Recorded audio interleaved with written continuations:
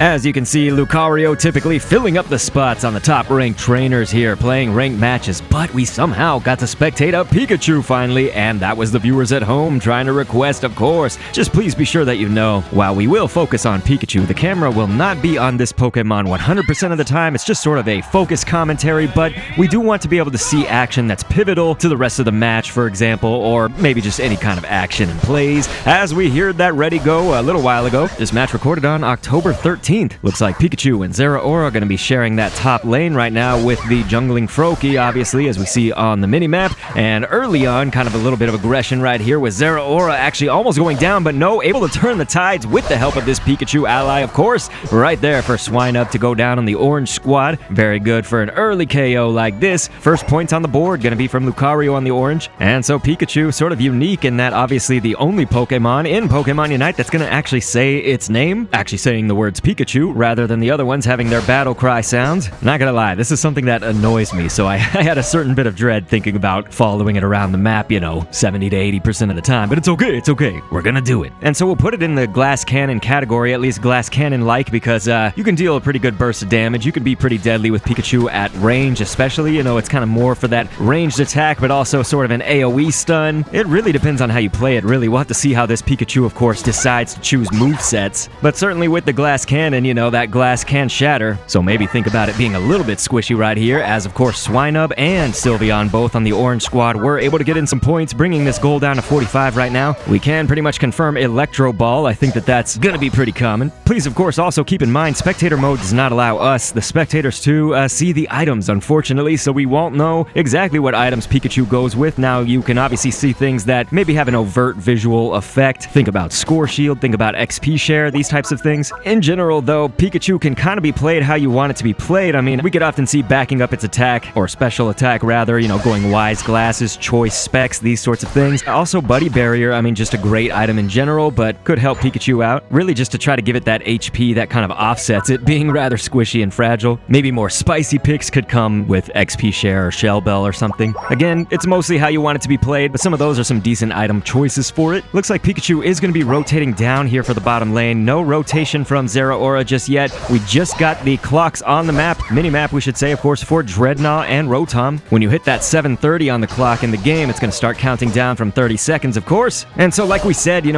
got to think about how you want to play Pikachu. Do you want to kind of go this AoE or single target Pikachu? And something I've always found interesting was just sort of when you get your move at level 4, your obvious next upgrade is going to be at level 6. And so say that you have Electro Ball, you can combine this with Electro Web, since you won't really have gotten rid of Electro Web until level 6, like we said. So we'll have to see what our focus Pokemon Pikachu here is going to choose for its level 6 move right now, since we confirmed Electro Ball before, and it really does not look like Zeraora. I mean, we can even see it starting to go up, actually, and that's going to actually confirm right here for us. Volt Tackle from Pikachu, who is in trouble and really not being supported by too many purples. You can obviously see Sylveon and Wigglytuff around, but not really in the thick of it, and to our knowledge, from what we can see, again, we're trying to spectate all different kinds of action that could be going on at anywhere on the map, essentially at any given time, and that's always the challenge. Orange has certainly widened the score gap right here. Try to think of it in terms, though, of your macro play. We are still somewhat early in the match, getting close to that middle game. Wigglytuff actually going to go ahead and choose to roll out right here in danger, seemingly escaping right now, though, and especially against some dangerous odds, as Pikachu right there. Good use of the Electro Ball, because when you see that many opponents grouped up and that close, you could actually hit them. The Electro Ball having a bit smaller of an AoE compared to some of the other move options, but look at this, Pikachu actually going to be taken down. Unfortunately, this would be normally a pivotal time, although you see Orange is all still perhaps waiting on the Eldegoss. They do have 4 kind of sitting on the goal. Now maybe mobilizing with Eldegoss about halfway there as well, and Zeraora it did get the Rotom up top, but not really rotating until this moment, and it really might be too late. As you see, Dreadnought is starting to lose some life, so we have initiated. Purple and Orange both, though, in the skirmish, it's still up in the air as we see Dreadnought getting closer and closer, and that is gonna be it. Luckily for Purple Squad, left side team, gonna get those shields, gonna get the experience, and actually Pikachu able to really help in taking out that Lucario right there. Once again, if you can hit at range and with moves like Electro Ball, it seems, as we said, they went Volt Tackle as well, so we are a bit stun heavy, although you have to wonder, if you really are going like total AoE, you might go Thunderbolt, especially if you're trying to get those team fights. Could have been really good in that Dreadnought right there, and so we'll have to just see how the rest of the match plays out, especially with those choices from Pikachu. Greninja hiding out in the grass right now, actually was able to catch this Sylveon unaware squares, and it does seem Orange Lucario is going to be coming over to assist with that. It got the bone. Greninja seemingly pursuing, but then, of course, turning back around on the Lucario in a little bit of trouble, and even Piloswine coming to join in on that. We are going to see, though, Pikachu up top certainly had to have been a tremendous help right there for that Zeraora on Zeraora little fight going on earlier. Zeraora obviously getting the KO on that, which is fine, and we had a Unite deployed by Lucario, but definitely want everybody to notice with that bottom and top goal now destroyed by Purple, so we're talking about the orange goals, of course, now being out. Map control maybe going to be a little bit better here. Could position Purple for a second Dreadnought. Obviously, anything can happen, and this bottom purple goal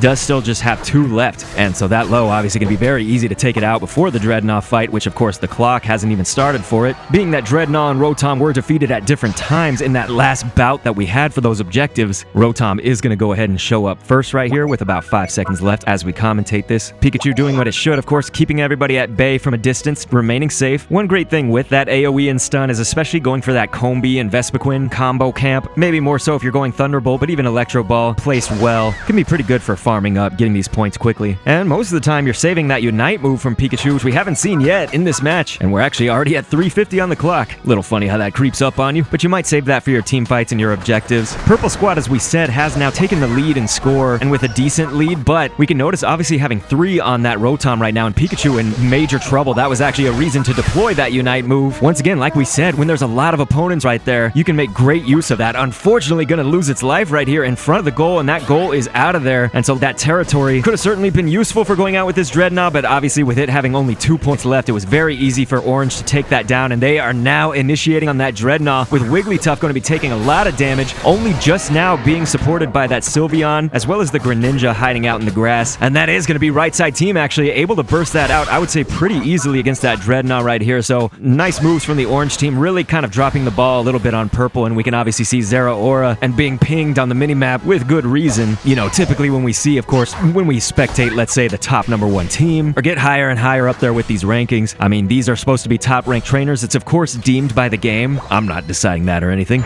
but you often expect it to be just sort of all hands on deck right there for that Dreadnought, and in this case, you saw that Purple did lose that second Dreadnought. It can be kind of pivotal, and you did see that Orange was a little bit behind in levels, just sort of not entirely across the board, but generally speaking, and so now pretty much even that up, and obviously Zeraora on Orange above all others. Interesting to see a goose egg on both Greninja from Purple and Zeraora from Orange, not having scored once yet, unfortunately, and it does seem, of course, we got most of our Purples right now on top lane, as obviously, just as we're saying, that Greninja now sort of near the bottom getting taken out, and this is the time where you really want your macro game to be in line, you know. Of course, Purple in the lead right now, 231 to 164, so we are not out of territory of this being safe at all. You know, a comeback could certainly be imminent, and obviously, whichever team gets that Zapdos really can sway this. Larger point values, of course, on our Zeraora on Purple, as well as our Sylveon right there, and that is the final stretch with 2-minute mark on the clock down. Pikachu fighting desperately right now, who was in a little bit of trouble, and obviously backing out. They are in this choke point, and then getting out of that into the grass over here. This can even buy you just 1 second as a range Pokemon against a melee attacker. Pikachu is just in major trouble, putting up a valiant effort, I would say, and throwing out that Thunderstorm, just barely Lucario hanging on by a thread. And so both Purple and Orange, perhaps all over the place. Now we do see Orange, though, sort of turning tables, having some major point values here with a couple 50s on their team. Mamoswine here even at 32, wreaking havoc. Zeraora definitely chipping away at it. And we should note earlier, Orange actually bringing this total much closer. This is the challenge sometimes of spectating in that last final stretch, is so many things can happen at so many different points on the map, especially at this time in any match. For instance, we see Orange Zeraora right now looks to be mobilizing up, and so that 50 getting dropped in and snuck backdoor like this could be pretty devastating. We'll have to see if Greninja sees it. No, it does look like Greninja is going to super on Purple Squad, making that super jump not in the direction of Zeraora, obviously, and now our Purple Zeraora just running rather than using super jump advantage, and that is going to be 100 for Orange, so they are turning this around right now. Again, getting that Zapdos for either squad really could make or break this matchup. A lot of Purple in danger right here. It's not looking so good, but it really is anybody's Zapdos as Pikachu does throw down that Electro Ball. Orange trying to come in, but no, that Zeraora is actually taken out. Very good for Purple, and that is going to give them the Zapdos, ladies and gentlemen. That was crucial and very advantageous for Purple now as they have defenseless goals. It's time to storm those out completely. A lot of their players, all their players, having 50 right now. And so I agree, as we see on screen, what a goal right here. And Pikachu actually in a little bit of trouble, could get intercepted, and this is actually the Volt Tackle, so that's a very good use of that. Volt Tackle not only going to knock up the opponent, but you notice how that does give Pikachu some leg room, sends it flying for a potential escape, or in this case, you know, if if you have an eject button, let's say. Probably didn't need it so much right there. It is going to lose its life, which is actually going to be fine this late, especially when we're that close to the countdown of 10 seconds. But also, as long as you got that score in, you know you would obviously not want to be KO'd before that. So it was all about getting that 50 in, and that Pikachu did it. So purple was ahead, and it doesn't look like orange got any scores in right there. So that is going to go to purple. That's 531 for purple squad, defeating orange at 340. Please keep in mind, whatever your opinions are on this matchup, it's extremely hard to find anything in spectator mode from top-ranked trainers playing ranked matches that isn't Lucario, Greninja, Sylveon, Zeraora maybe sometimes. So with those same 3 to 4 Pokemon flooding the screen, we have to often take what we can get when we see other Pokemon that are less often used. We don't want to showcase them against bots. Always looking for great matches, but keep in mind, that's generally the lay of the land with spectator mode. I'll catch you on the next vid, and thanks for viewing.